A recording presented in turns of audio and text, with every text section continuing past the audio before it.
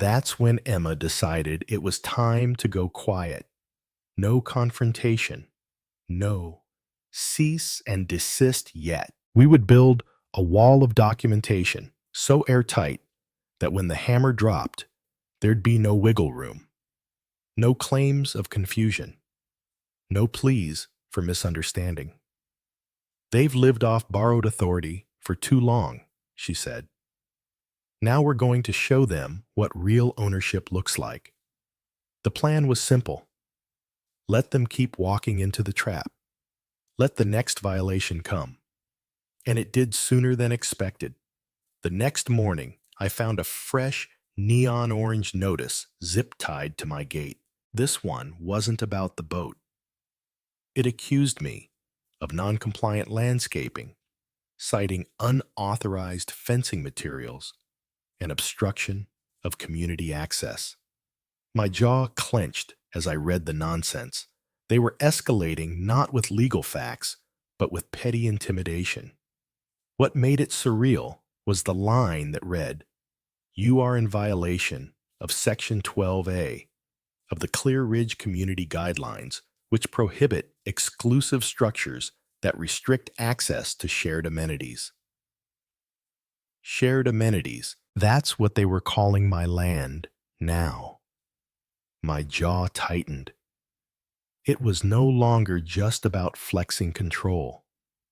It was about rewriting reality. And they were getting bold. I didn't respond. I printed out the latest violation and added it to the growing binder.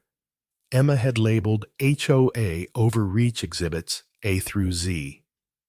Then I checked the cameras. Sure enough, I caught 2 HOA board members pacing the fence line the night before, flashlights in hand, peering through, like burglars casing a target. One of them I recognized from the last meeting, Karen Mitchell, the vice president. The other was a wiry man with glasses and a clipboard, probably their compliance officer. They weren't lost. They were scouting Emma, and I decided it was time to prepare the counteroffensive. We drafted a letter, not to the HOA, but to the entire Clear Ridge community. It was clear, respectful, and backed by irrefutable facts. I enclosed deed copies, legal citations, even a timeline of events showing how long the HOA had used my land without permission. I hand-delivered each envelope to every mailbox outside the gates of the neighborhood. Then we waited. Within days, I started getting visitors, not from the board, but from the residents. A man in his 60s thanked me for standing up. A young mom asked if her kids could still fish from the dock, just like they used to when your grandfather was around. A teenage boy said he'd thought the lake was public and was shocked to find out otherwise. The tides were turning quietly, steadily, and the HOA, they had no idea a storm was brewing. It wasn't long before the HOA realized they were losing control, not just over the lake, but over the narrative. Their next move was desperate and obvious. A sleek flyer appeared in every mailbox inside Clear Ridge, complete with a glossy photo of the lake at sunset, overlaid with the words, "Preserving Our Heritage. Support HOA. Authority to maintain." Lake Harmony. Below that, in smaller print, were bullet points laced with distortion claims that private ownership endangered safety, that new fences were barriers to community unity, and that legal intervention was actively threatening property values.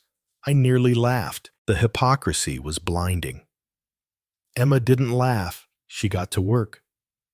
We drafted a formal cease and desist letter citing false representation and defamation addressed not only to the HOA board, but to the third-party marketing firm they had hired for the flyer campaign. We made it clear If they continued mischaracterizing the lake's ownership, they would face legal consequences. At the same time, I reached out to a small environmental education group I'd once volunteered with during my brief escape from tech life. They were enthusiastic about bringing programs to the lake.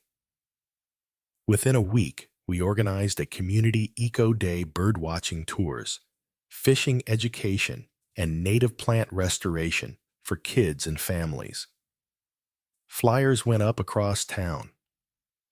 To my surprise, families from Clear Ridge came some cautiously, others with sincere curiosity.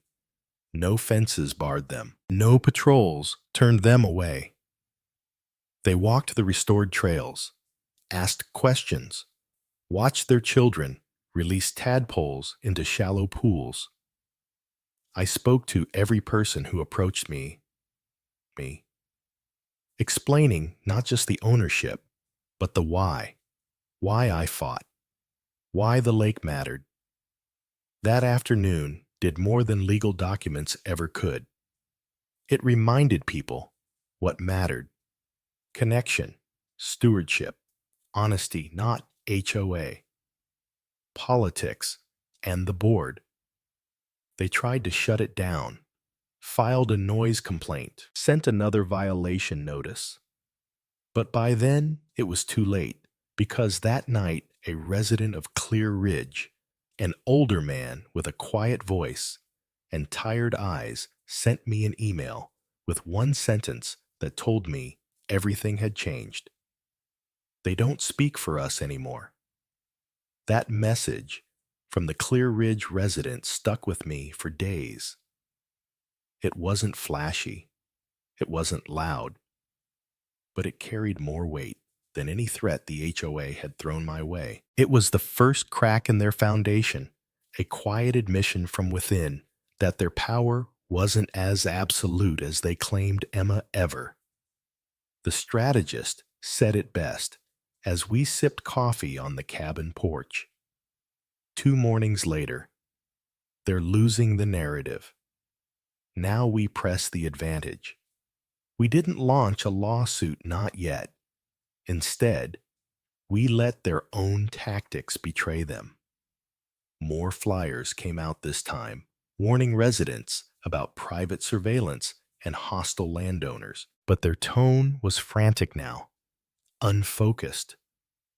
At the same time, a few sympathetic residents began sending me copies of HOA, meeting notes, and internal emails. Some even attended meetings with voice recorders. That's how we got the smoking gun.